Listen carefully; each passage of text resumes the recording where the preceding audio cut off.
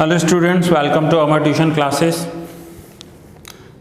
आज हम exercise 2.1 question number 3 करेंगे।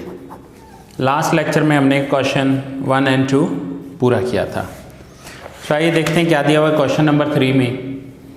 The probability distribution of a random variable x is defined as follows.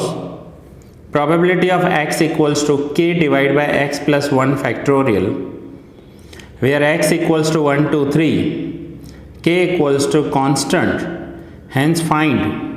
अब find क्या करना है?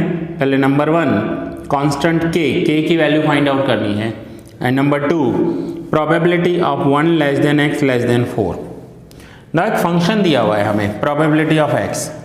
प्रोबेबिलिटी का फंक्शन कौन सा दिया हुआ है? So probability of x is equals to k divided by x plus 1 factorial। अब x की वैल्यू दी हुई है 1, 2, 3। तो पहले हम x की वैल्यू 1, 2, 3 रखते हैं और कांस्टेंट k कैलकुलेट करते हैं। सो x की वैल्यू पहले मैं 1 रख रहा हूँ, प्रोबेबिलिटी ऑफ 1। सो इस फंक्शन में जहाँ पर भी x है वहाँ हम वैल्यू 1 रखेंगे। सो x कहाँ पर है? k divide bye 1 plus 1 factorial. So k divide by 2 factorial. अब 2 क्या होता है? तो 2 इंटू 1। ये फैक्टोरियल क्या होता है कि हमें 2 से लेकर 1 तक जाना होता है। सपोज करो 5 फैक्टोरियल है तो हमें 5, 4, 3, 2, 1 लिखना होता है। ये आप 11th में सीख कर आए हो। सो ये हो जाएगा k divide by 2। Then probability of 2 k divided by 2 plus 1 factorial। So k divided by 3 factorial। So k divided by 3 into 2 into 1। So answer हो जाएगा k divided by 6। 3 फैक्टोरियल का क्या होगा? 3 से स्टार्ट करेंगे हम और 1 तक मल्टीप्लाई करते जाएंगे। 3 इंटू 2 इंटू 1। नाउ ये है probability of 2। Now next x की वैल्यू दी हुई है probability of 3। So probability of 3 is equals to k divide by x की वैल्यू 3 रख देंगे, 3 plus 1 factorial. So k divide by 4 factorial. So k divide by 4 into 3 into 2 into 1। So k divide by 24। अब ये तो हमने probability calculate की है। अब प्रोबेबिलिटी कैलकुलेट करने के बाद हमें क्या करना है? हमें सबसे पहले k की वैल्यू कैलकुलेट करनी है। नाउ नंबर 1 k कैलकुलेट करना है हमें। सो k कैलकुलेट कैसे होगा? k कैलकुलेट करने के लिए अब अगर ये प्रोबेबिलिटी डिस्ट्रीब्यूशन जो है वो रैंडम वेरिएबल है, और अगर रैंडम वेरिएबल है तो प्रोबेबिलिटी का टोटल ऑलवेज 1 होगा। सो प्रोबेबिलिटी का टोटल अगर 1 हो रहा है तो हमें क्या लिखना होगा? Sigma probability of x is equals to 1। That means probability of 1 plus probability of 2 plus probability of 3 is equals to 1। जितनी भी probability होगी उसका टोटल 1 होगा। Now probability of 1 का जो रिजल्ट आया है that is k divide by 2 plus probability of 2 है k divide by 6 plus probability of 3 है k divide by 24 is equals to 1। So therefore 24 LCM ले लेंगे। अब अगर 24 हमने एलसीएम लिया है सो 24 डिवाइड बाय 2 तो आंसर इज 12k। ये जो मैं कर रहा हूँ एलसीएम ये तो आप 8th 9th में सीख कर आए हो। 24 को 2 से डिवाइड किया, आंसर आया 12 को k से मल्टीप्लाई कर दिया। 24 को 6 से डिवाइड करेंगे सो आंसर इज 4, और 4 को मल्टीप्लाई करेंगे k के साथ। 24 डिवाइड बाई 24, 1 को मल्टीप्लाई करेंगे k के साथ is equals to 1. So therefore 12 plus 4 16, 16 plus 1 17k divide by 24 is equals to 1. So now therefore 17k is equals to, now ये 24 मल्टीप्लाई हो जाएगा 1 के साथ. So 17k is equals to 24 into 1. So therefore 17k is equals to 24 और हमें constant k की value find out करनी है. So k is equals to 24 और ये जो 17 है ये राइट हैंड साइड जाकर डिवाइड हो जाएंगे. So k is equals to 24 divide bye 17. ये हुआ हमारा फर्स्ट आंसर जो क्वेश्चन में पूछा गया है कि कांस्टेंट k का वैल्यू कैलकुलेट करो. दूसरा क्वेश्चन में पूछा गया है कि probability of 1 less than x less than 4 ये कैलकुलेट करना है. सो नाउ ये हमने फर्स्ट पॉइंट कैलकुलेट कर ली. आप यहाँ तक नोट डाउन कर लीजिए पहले कि ये हमारा फर्स्ट पॉइंट हो गया.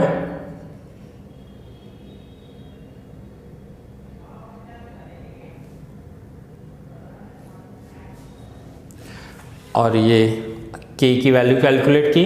नाउ हम सेकंड पॉइंट कैलकुलेट करते हैं.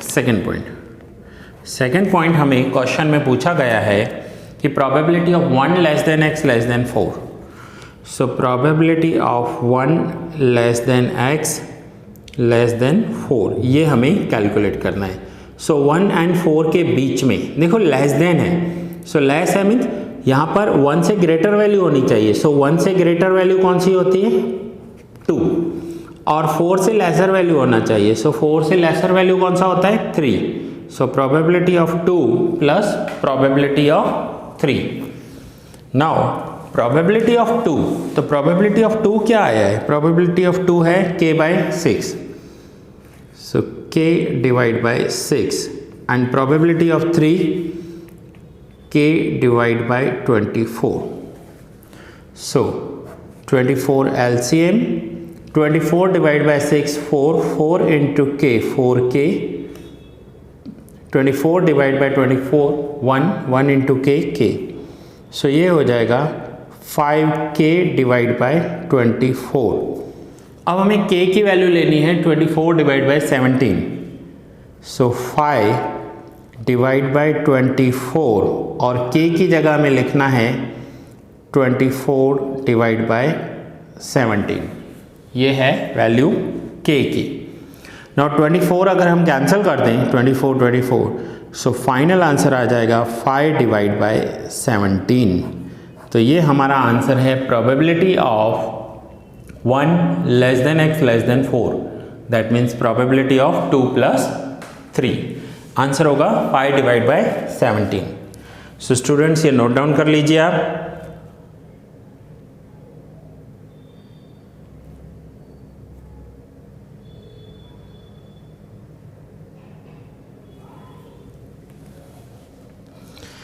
ये हमारा एक्सरसाइज 2.1 का क्वेश्चन नंबर 3 पूरा हुआ.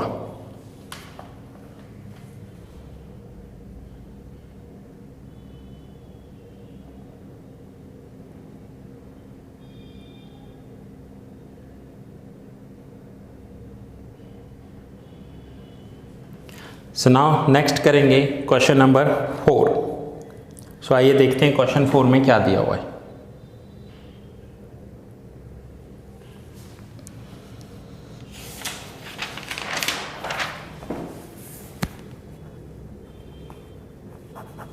एक्सरसाइज 2.1 का question number 4. The probability distribution of a random variable x is as follows. x की वैल्यू दी हुई है, साथ में प्रोबेबिलिटी भी दी हुई है. क्वेश्चन में क्या पूछा हुआ है?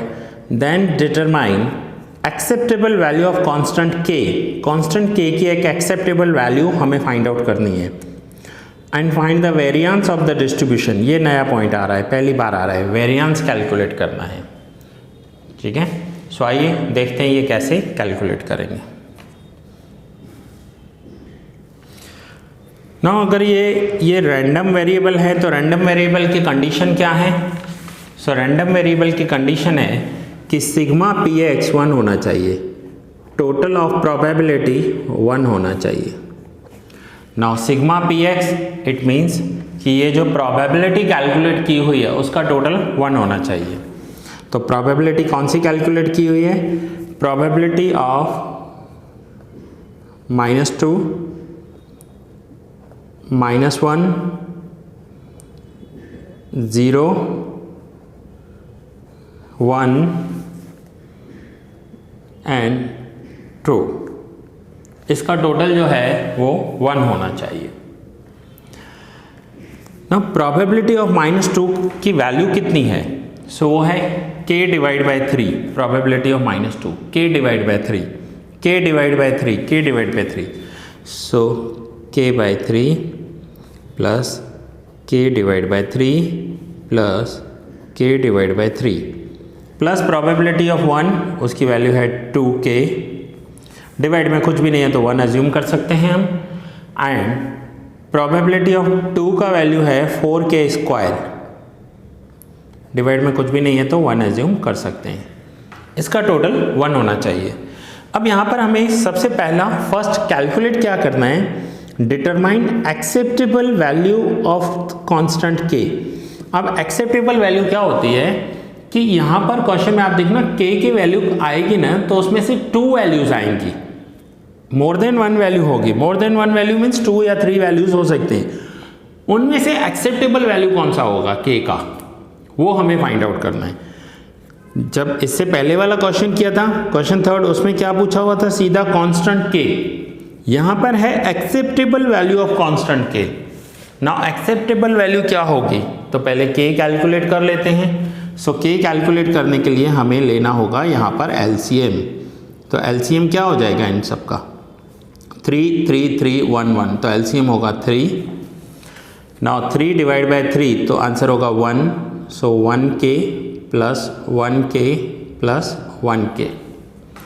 देन 3 डिवाइड बाई 1 तो आंसर होगा 3, 3 into 2 6k plus 3 into 4 12k square is equals to 1। अब ये हमने k का LCM ले लिया यहाँ पर और नेक्स्ट स्टेप कर दिया। अब ये जो 3 है ये 3 मल्टीप्लाई हो जाएंगे 1 के साथ, और यहाँ पर वैल्यू क्या बचेगी? तो यहाँ पर वैल्यू होगी k plus k plus k, तो आंसर होगा 3k प्लस 6k, डायरेक्ट हम 9k भी लिख सकते हैं, 9k प्लस 12k स्क्वायर, ये 3 1 के साथ मल्टीप्लाई हो जाएगा तो 3 into 1 3। So therefore 12k square, इसे हम ऐसे भी लिख सकते हैं 3 प्लस 6 9k, आप डायरेक्ट भी लिख लेना, यहाँ पर कोई फ़र्क नहीं पड़ता। 9k is equals to 3। अब हम इन दोनों में से 3 कॉमन निकालेंगे और उसे डिवाइड कर देंगे। सो 12k स्क्वायर प्लस 9k, इन दोनों में से अगर 3 कॉमन ले लिया बाहर तो 12k स्क्वायर में से 3 कॉमन मिला तो बाकी बचा 4k स्क्वायर, 9k में से 3 कॉमन निकला तो बचा 3k is equals to 3। Now ये 3 डिवाइड कर देंगे, सो हो जाएगा 4k square plus 3k is equals to 3, और ये 3 जो है राइट हैंड साइड होंगे तो डिवाइड हो जाएंगे। डिवाइड क्यों होंगे? क्योंकि मल्टीप्लाई है, यहाँ पर मल्टीप्लाई को राइट हैंड साइड ले जाएंगे तो डिवाइड हो जाएगा। So 3 3 cancel, so finally 4k square plus 3k is equals to 1। So therefore 4k square plus 3k, अब ये जो 1 है राइट हैंड साइड है, प्लस है, इसे लेफ्ट हैंड साइड लेकर आएंगे तो -1 हो जाएगा, -1 इज इक्वल्स टू 0। अब यहाँ पर 4k square plus 3k -1 is equals to 0 है। अब हम इसके फैक्टर्स निकालेंगे। अब फैक्टर्स कैसे होंगे? ये भी सेम आप 8 9 10th में सीख कर रहे हो कि फैक्टर्स कैसे निकालने हैं हमें। सो फैक्टर्स के लिए पहले मैं ये सेम लिख रहा हूँ यहाँ पर, सेम एक step 4k square plus 3k minus 1 is equals to 0। ये मैंने यहाँ पर लिखा। अब फैक्टर्स क्या होंगे, मुझे 3k को स्प्लिट करना है और मुझे ऐसे दो नंबर्स चाहिए कि मैं प्लस माइनस करूँ तो 3k हो जाए और मल्टीप्लाई करूँ तो 4k हो जाए। 4k क्यों? क्योंकि इन दोनों को मल्टीप्लाई करके आंसर लाना होता है। सो इसके फैक्टर्स होंगे 4k square plus 4k minus k minus 1 is equals to 0। देखिए प्लस 4k माइनस k तो ये हो जाएगा 3k, 4k minus k 3k और मल्टीप्लाई करेंगे तो आंसर होगा 4k स्क्वायर। नाउ इन दोनों में से अगर हम 4k कॉमन ले लेते हैं सो वैल्यू बचेगी k प्लस 1 और इन दोनों में से कुछ भी कॉमन नहीं है बट माइनस साइन है तो माइनस 1 कॉमन ले लेते हैं तो वैल्यू बचेगी k plus 1 is equals to 0। So therefore 4k minus 1 and k plus 1 दोनों में से कॉमन ले लिया। अब आप देखिए यहाँ पर k कैलकुलेट करना है हमें, तो कैसे कैलकुलेट होगा? 4k minus 1 is equals to 0 और k plus 1 is equals to 0। सो यहाँ पर होगा therefore 4k is equals to 1 और k is equals to minus 1। ये प्लस 1 जो लेफ्ट हैंड साइड है ये राइट हैंड साइड जाकर माइनस 1 हो जाएगा। So now 4k equals to 1 so k is equals to 1/4। ये हो जाएगा k का वैल्यू। अब k की देखो दो वैल्यूज आई हैं तो दोनों में से कौन सी वैल्यू एक्सेप्टेबल है, कौन सी वैल्यू एक्सेप्टेबल है और कौन सी पॉसिबल नहीं है। सो यहाँ पर k की वैल्यू माइनस पॉसिबल नहीं होगी क्योंकि अगर k की वैल्यू माइनस है तो प्रोबेबिलिटी माइनस हो जाएगी। सो माइनस प्रोबेबिलिटी कभी हो ही नहीं सकती। So this is not acceptable, not possible. So k equals to minus 1 is not possible, ये पॉसिबल नहीं होगी। k equals to minus 1 possible नहीं है। So acceptable value of constant k, देखो यहाँ पर क्वेश्चन में पूछा हुआ है acceptable value of constant k। So acceptable value, so यहाँ पर लिखेंगे हम therefore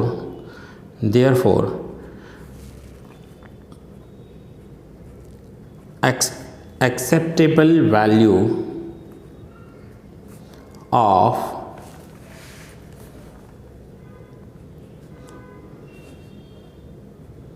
of constant k is equals to 1/4।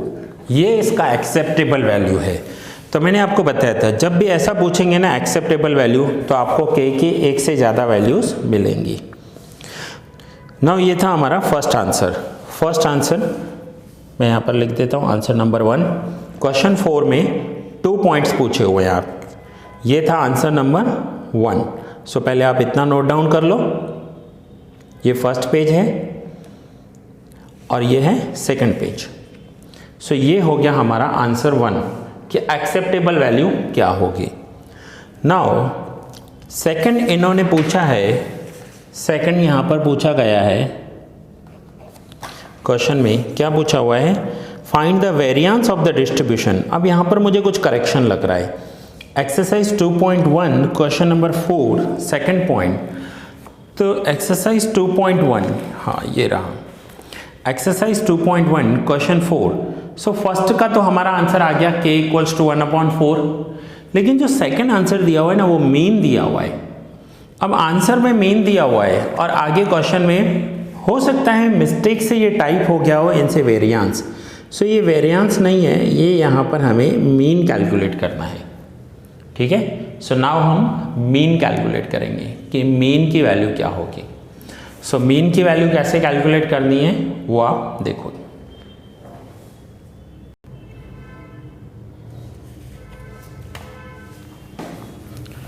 So now सबसे पहले हमें x की वैल्यू लिख देनी है। सो x के वैल्यूज़ क्या हैं? सो देखिए x हमें दिया हुआ है, यहाँ पर x दिया हुआ है। x की वैल्यू क्या है? -2, -1, 0, 1 एंड 2, ये है x की वैल्यू। नाउ प्रोबेबिलिटी क्या दी हुई है?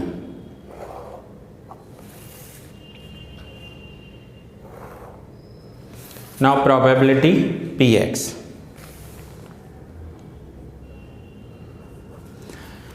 सो प्रोबेबिलिटी में हमें दिया हुआ है k की value k divide by 3, then k divide by 3, 0 के सामने भी दिया हुआ है k डिवाइड बाय 3, 1 के सामने वैल्यू दी हुई है 2k एंड 2 के सामने वैल्यू दी हुई है 4k स्क्वायर।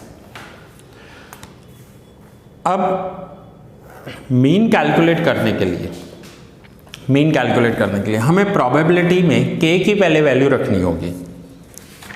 सो k की वैल्यू कौन सी आई है? 1/4, ये है एक्सेप्टेबल वैल्यू।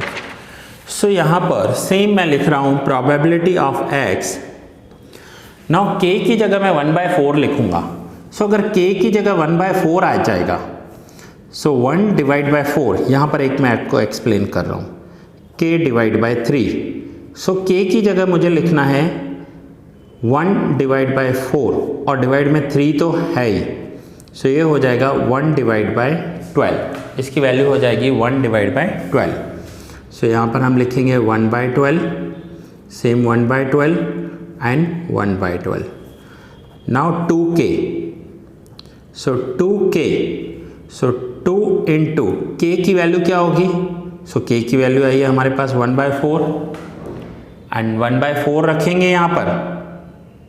सो ये हो जाएगी 2 डिवाइड बाय 4। बट करना क्या है हमें डिवाइड में 12 चाहिए, क्योंकि सबके डिनोमिनेटर में 12 है, प्लस करना इजी हो जाएगा। सो यहाँ पर हम न्यूमरेटर एंड डिनोमिनेटर को अगर 3 से मल्टीप्लाई करते हैं तो ये हो जाएगा 6 डिवाइड बाय 12। तो वैल्यू रखेंगे 6 divide by 12 and then the next value is 4k square. तो 4k square, so 4 into k की वैल्यू है 1 डिवाइड बाय 4 स्क्वायर। तो ये हो जाएगा 4 इंटू 1, नाउ 4 का स्क्वायर हो जाएगा 16। सो 4 1 जा 4 4 जा, सो 4 कैंसिल हो जाएगा तो बचेगा 1/4। अब फिर से यहाँ पर हमें डिवाइड में 12 चाहिए, तो 3 से मल्टीप्लाई करना होगा। तो ये हो जाएगा 3 डिवाइड बाय 12।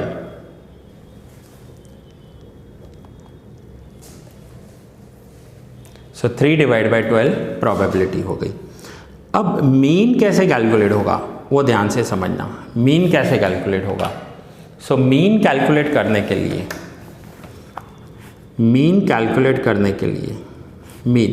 मीन को ऐसे लिखते हैं म्यू, इसे म्यू कहेंगे। यू जैसा लिखते हैं, दोनों साइड इसके नीचे से थोड़ा सा ऐसे बाहर निकालते हैं, इसे हम मीन कहते हैं, मीन। और इसे लिखेंगे ई एक्स। इसे एक्सप्लेन कैसे करेंगे? E and x. अब ई एक्स क्या होता है? सो ये होता है total of x into P x, sigma of x into P x. ये जो x है एक ये, और ये जो प्रोबेबिलिटी है, इन दोनों को मल्टीप्लाई करके जो टोटल होगा वो मीन हो जाएगा। सो देखिए x इंटू पी एक्स करना है, यहाँ पर x इंटू पी एक्स दोनों को मल्टीप्लाई करना है हमें। अगर माइनस है तो माइनस, प्लस है तो plus. So -2 into 1, so -2 divide by 12, -1 into 1, -1 divide by 12, 0 into 1, so 0, 1 into 6, so 6 divide by 12 and 2 into 3, so 6 divide by 12। So finally क्या होगा? अब हम इनका टोटल करेंगे। सो टोटल क्या होगा? -2 divide by 12 plus -1 divide by 12 plus 0 plus 6 divide by 12 plus 6 divide by 12। So 12 LCM ले लेंगे, -2 -1 प्लस 0 प्लस 6 प्लस 6, तो ये हो जाएगा 12 एलसीएम, 6 प्लस 6 12, 12 माइनस 3 9, तो ये हुआ 9/12। अब अगर 3 का टेबल लगा दे, सो 3 3 एंड 3 4, तो ये मीन हो गया, जो mean, so mean of the distribution आया 3/4। अब हम एक बार आंसर देख लेते हैं। सो आंसर में भी देखिए, एक्सरसाइज 2.1, ये रहा एक्सरसाइज 2.1, क्वेश्चन नंबर 4, मीन 3/4 दिया हुआ है। ये आपको पेज नंबर 204 पर दिया हुआ है, आप चेक कर सकते हो। सो कांस्टेंट के का वैल्यू आया 1/4 और मीन की वैल्यू आई 3/4। सो नाउ स्टूडेंट्स ये नोट डाउन कर लीजिए, ये है मीन कैसे कैलकुलेट करेंगे। सो मीन के लिए हमें x एंड px को मल्टीप्लाई करना होता है, उसका जो टोटल होता है वो ही मीन होता है। सो ये है आपका फर्स्ट पेज एंड देन ये आपका सेकंड पेज। सो स्टूडेंट्स आज इस लेक्चर में हमने question number 3rd and 4th किया। ये लेक्चर मैं यहाँ ही पूरा कर रहा हूँ, नेक्स्ट लेक्चर में कंटिन्यू करेंगे।